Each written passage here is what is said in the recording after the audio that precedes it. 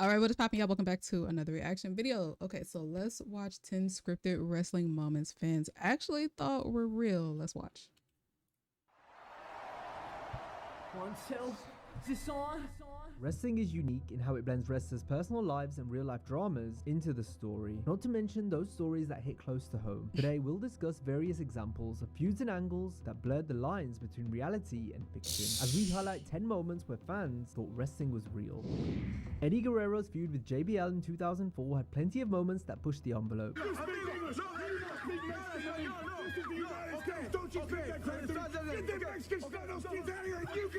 All of which were done to get heat on Bradshaw's new heel character. There were two particularly shocking angles involving JBL and Eddie that took place in May of 2004, both of which featured aspects that were real. The first incident saw Bradshaw put his hands on Eddie's mother during a live event in the Guerreros' hometown of El Paso, Texas. The shock of the altercation caused Eddie's mom to suffer a kayfabe heart attack,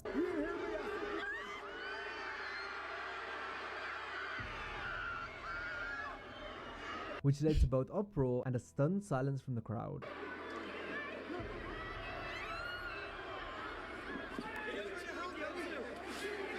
It would actually turn out that the rush and adrenaline of the angle caused Guerrero's mother to experience a legit health scare. She couldn't get her breath. She couldn't get anything. And the doctor's like, she's having a fucking heart attack. Like, going, hey, good acting, doc. But he wasn't acting. She wasn't acting. And Eddie Guerrero sure as fuck wasn't acting. They had to give me a police escort out of El Paso, and they made me drive all the way to Odessa. They said, if you stay in town, we can't guarantee somebody won't kill you. Eddie looked to get his revenge on Layfield at Judgment Day. The two wrestled a brutal match where JBL gave Latino Heat a vicious chair shot. Guerrero ended up cutting his head too deep with the subsequent blade job, thus requiring a hospital visit and 16 stitches. The injury was used in storyline the next week when Eddie collapsed during a match due to the large amount of blood he lost at the pay-per-view.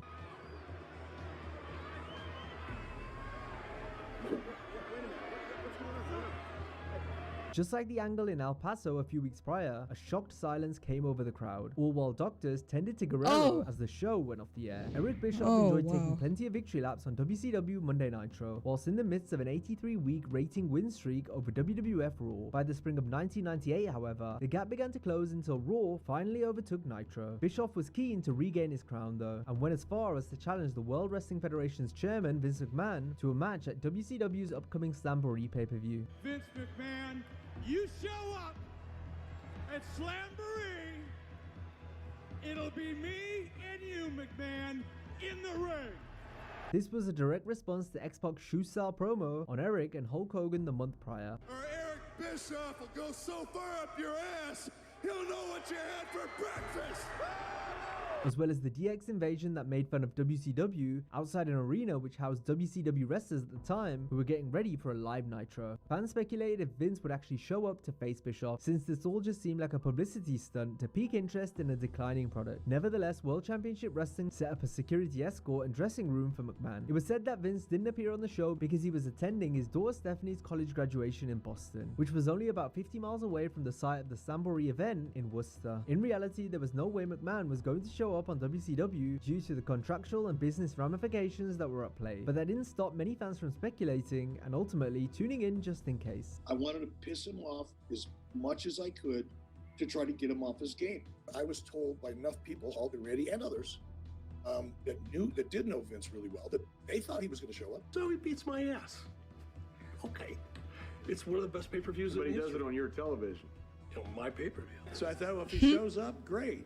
If I kick his ass, I kick his ass. If he kicks my ass, I still win. MJF's promos in All Elite Wrestling often spoke about the bidding war of 2024, which was the year his contract was set to expire, where AEW and WWE would have to come up with massive money deals to ensure they signed him. The rumors of MJF leaving AEW continued to heat up after he no-showed a FanFest meet and greet ahead of Double or Nothing 2022. This was following a disagreement with Tony Khan over Maxwell wanting a higher paid contract. Friedman would later shed light on the controversy during an in-character interview with Sam Roberts, though we can read between the lines based on what was said. I did not go because my boss at the time was being a fucking mark. If you don't want to pay me what I'm worth, Dad D does not show up to work. This is MJF trying to be Pillman. Yeah, and no, it was MJF trying to make what he was, deserved to be making based on the numbers I bring in when I am on screen. Many speculated if MJF was going to appear for a scheduled match at the pay-per-view, while others questioned if the whole thing was a work or not. Though it had been said, MJF booked a flight out of the event's location in Las Vegas. Nevertheless, he ended up appearing wrestling on the night, before cutting a live shoot promo on Tony Khan the next week. Look at me, Tony. I want you to fire me. You fucking mark. Fire me. From your perspective, what happened with MJF this week? I'm not going to comment on that, but I've got a lot of stuff on the pay-per-view I can comment on, but I'm not going to comment on that. Friedman returned later in the year, and though he still cut promos touting the upcoming bidding war between WWE and AEW, it's believed he signed a new contract with All Elite Wrestling in 2022. Is MJF still with AEW? Like, what is his status with the company right now? Especially after the great show we did, I'm not going to comment on it, but it's a fair question to ask, but I'm not going to cover that one right now. Thanks, Nick. There are a lot of people today that presumed it was all a work from start to finish. It was not all a work. But for sure, at the beginning, it was not a work. Absolutely 100%. No. And then, no showing. That's crazy. Furious about it. There were people worried. Yeah, we are misfits. But guess what? We come together, we put on the best fucking professional wrestling shows this world has ever fucking seen. And I put my fucking name on that. You want to know why I put my name on that? Because I'm ready to step the fuck up. I'm ready to be the face of this company. I'm ready to be the face of the mayhem, of the misfits. As long as this motherfucker ponies up the money. Okay. That's neither here nor there. I know that's right. Oh, he's sitting right there. I believe that it's He was sitting there the whole where time. the best wrestle. I believe that we have some of the most top-tier elite talent you get to see in the world today. MJF's behavior that's drew right. comparisons to Brian Pillman. As Period. in 1996, Pillman shocked the wrestling world with his loose cannon persona Pay that me my expertly money. blurred the lines between what was real and fake. Though it was all a work, it still left fans and wrestlers questioning if Pillman's erratic behavior was part of the script or not. Because he knew if the other wrestlers believed it was real, then they would tell the newsletter editors, wow, that guy's really nuts, and the word would travel. This guy's whacked, and maybe he was. Who knows? He was either the smartest crazy man I ever met or the craziest smart guy I ever met. I don't know. Some of Pillman's crazy actions included getting heavy-handed in a match with Kevin Sullivan.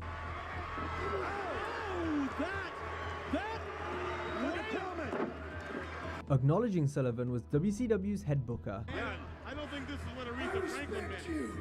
Booker, man. Grabbing Bobby Heenan. Wait a minute, wait. No, Booker, you do it. Easy.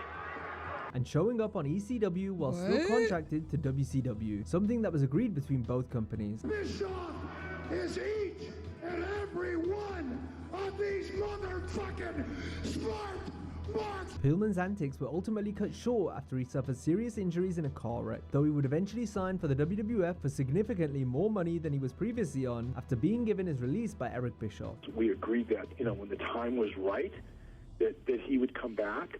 And he and I had stayed in contact. Maybe he worked me. Maybe he got exactly what he wanted out of me, and the only reason he was talking to me after the fact was to kind of keep me on the hook. I don't know. Bryan continued to shock audiences in WWF. Who could forget the infamous gun angle? Oh, Pillman's feud with wow. Goldust over Terry Runnels also hit on real-life issues since Bryan had dated Terry before she and Goldust were together. Because you know your little daughter, Dakota, she's mine. She's my love child. Nowadays, the line between fact and fiction gets blurred quite often in professional wrestling, but to me, that was one of the first that really took real-life relationships and put them out there for the public. Brian Pillman was once a member of the Four Horsemen, a group known for viciously beating down their enemies. One of the most famous examples occurred when the Horsemen, who were Somebody essentially a gonna trio get at the hurt. time, broke Dusty Rhodes' leg in 1985. At home, and Flair dropped a knee on his leg. The pain that this man is going through at this time. That face sure tells it all, Tony. While this was just an angle, try telling that to the fans in attendance. The furious crowd tried to storm the ring while preventing the heels from leaving the cage, almost causing a riot in the process. An hour to get out of the ring. Full-scale riot. Oh, snap. We had heat. We had a riot that night. It took us over an hour to get out of the ring. There's been plenty of times when it all became too real for the fans, to the point where they've jumped the rail to try and get at the wrestlers in some way.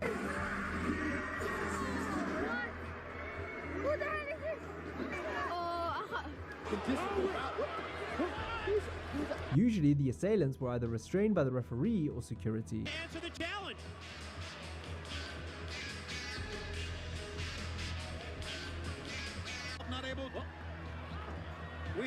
someone in the ring, and I believe that may be a fan. Methodically stalks around the ring. Jericho holds a victory over the... Wait a minute. Eddie Guerrero. Sometimes the wrestlers were able to get their licks in and beat up the intruder. Oh only fools my rush in as the god, song Eddie goes. said I'm with the shits. El disparo, me dicen, este es el disparo.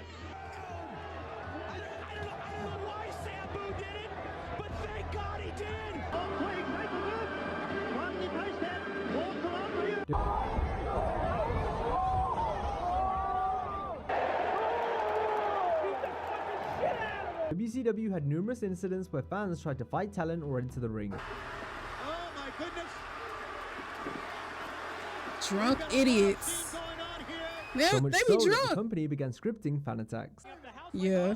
Someone's come out of the stands. Yeah. Someone came out of the stands, walked right into the ring. Up a fan.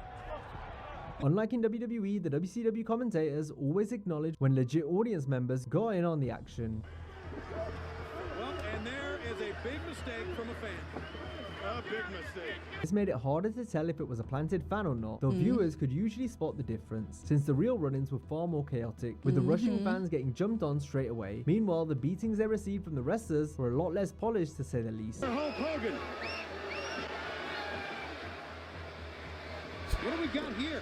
Fan run-ins were common during segments where the New World Order wreaked havoc in WCW, but there was one NWO angle that was so shocking for the time, it had fans calling the emergency services so as to help the battered wrestlers and arrest the NWO. This segment occurred on the July 29th, 1996 edition of Monday Nitro. It was the NWO's first big showing since their formation a few weeks prior. The group destroyed multiple wrestlers in the back, some of which had to be carted away in ambulances. It was rare to see a beatdown of this nature in a major promotion. Oh no! Damn! The fact it was away from the ring made it feel that bit more real, as was the MO of the NWO faction right from their inception. Allowing your wife to become an on-screen character is dangerous, but oftentimes the marriage ends and the spouse goes on to marry another wrestler. Kurt Angle's wife Karen marrying Jeff Jarrett is one of the most famous examples, since it was used as part of Angle and Jarrett's rivalry. Karen had previously appeared with Kurt in TNA up until their divorce in October 2008. It was shortly after this that Karen became romantically involved with Jarrett, which later came to light after initially being kept a secret. This was put into storyline the next year and featured numerous uneasy segments given the circumstances. Big Daddy's not going to be alone at Slammiversary either. I was with Kurt Angle This for 12 shit years, look but I was awkward. alone. But Like- now, I've got somebody who loves me and who's a good daddy to my kids. I've never seen a woman fight like this for a man ever. Watch out! Kurt, I really miss Oh my him. God. We've been through a lot. Okay, let's hear me out. Ex-husband on our honeymoon.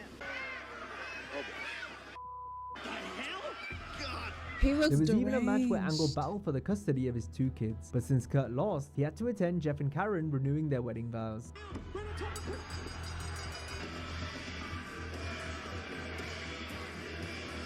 Jeff, you may kiss your bride. Just these small little clips alone, I'm uncomfortable. Like, especially how the way Kurt is looking, it's just making me uncomfortable. But me stealing Kurt's wife is the furthest thing from the truth. When we hired Kurt Angle, they were legally separated. This drama was brought up again years later in AEW, when a rap from Max Caster forced a work shoot style promo response from Double J on his My World podcast. Sailing upwards is just your way of life, and you stealing money like it's Kurt Angle's wife. Max Caster, you crossed the line. Pal, you have no idea the can of worms you've opened. None. A receipt is coming Wednesday, I assure you that. So, like, our kids knew, like, hey, this is not real. This is not what our life is really like. Finna drop a diss track I'm too? glad all that's over. Next question. One of the best ways wrestling blurs the lines between reality and fiction is in the form of shoot style promos that hit on real life issues. I'm throwing coffee on myself as far as I'm concerned, Eric Bischoff. And let me tell you who doesn't give a shit about this company. That goddamn politician Hulk Hogan. And Hogan, you big bald son of a bitch, kiss my ass. I left the World Wrestling Federation for gimmicks like this.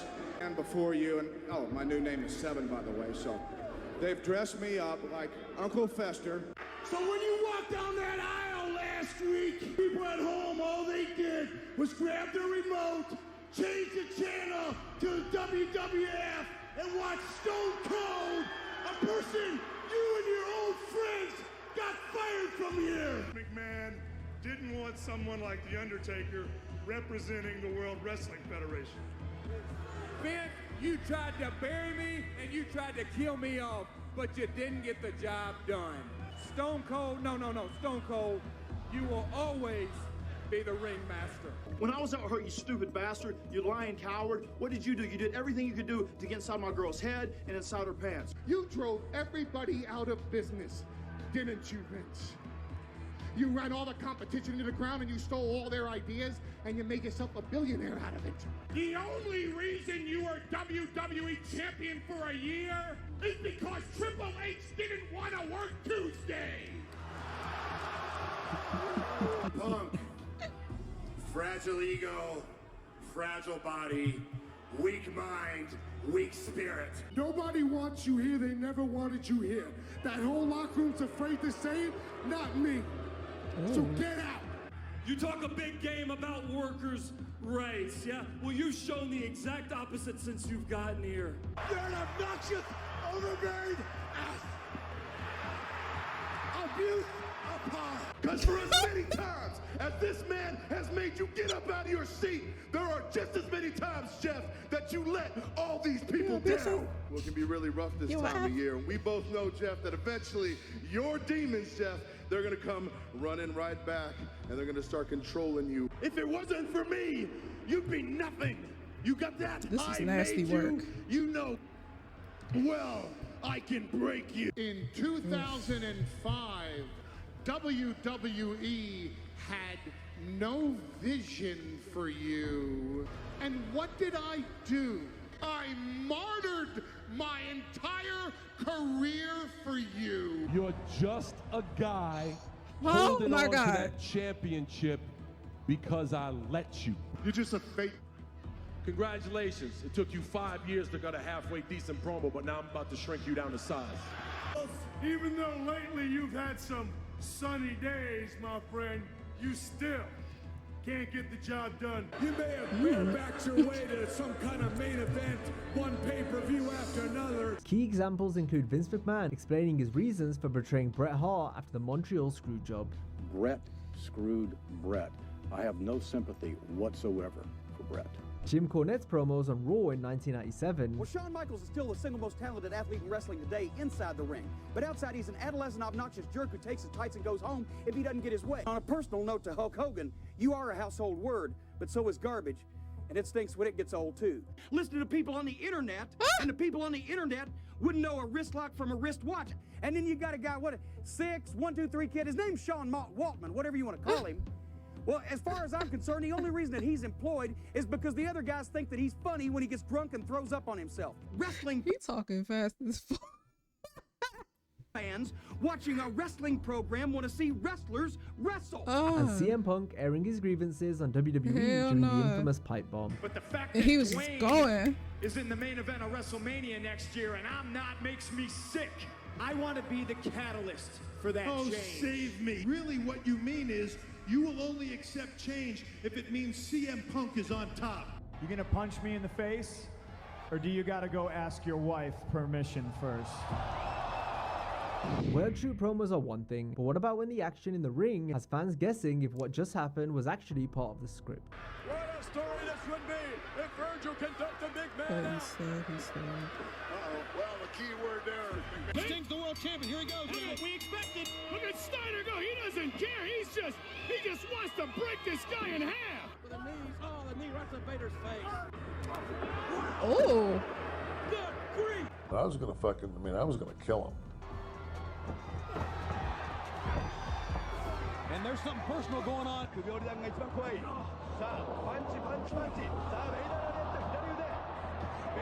He was telling me, he says, you know, you hit the thing came back, broke my nose right off the bat.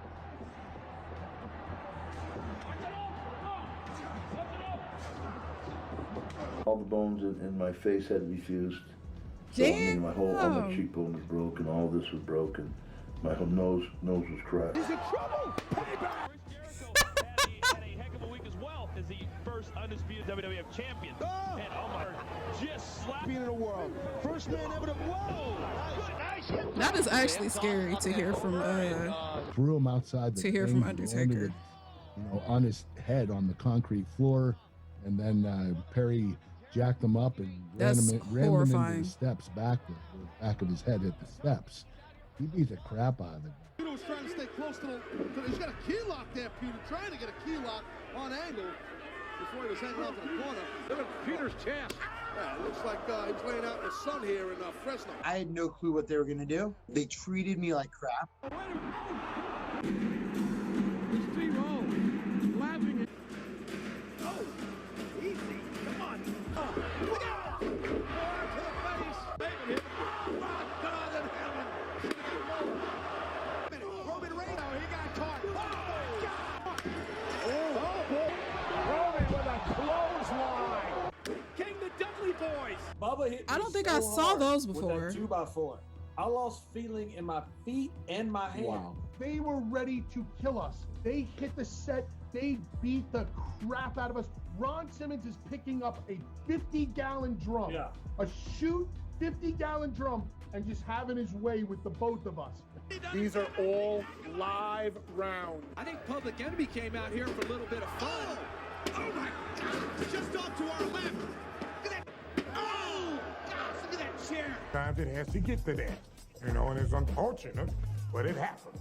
What about those times where wrestlers got legitimately angry with their opponents? Yes, they are still working within the realms of the match, but we'll still get to see those hits, moves, and moments where things become all too real.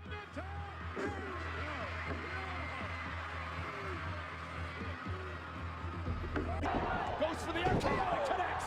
Kofi Kingston jaw and face planted. Oh, wow. I needed a jaw. He caught Lesnar good. It's the same look that all of us have. There's the knee. There's the knee that caught him on the ear. Now, if you enjoyed this video, yeah, a lot of these I've never seen before. WWE announcers who absolutely hated wrestlers on commentary. Alright, you guys, that's gonna do it for this reaction. Make sure to leave some likes and comments down below. Let me know what you guys think. I will see you in the next one.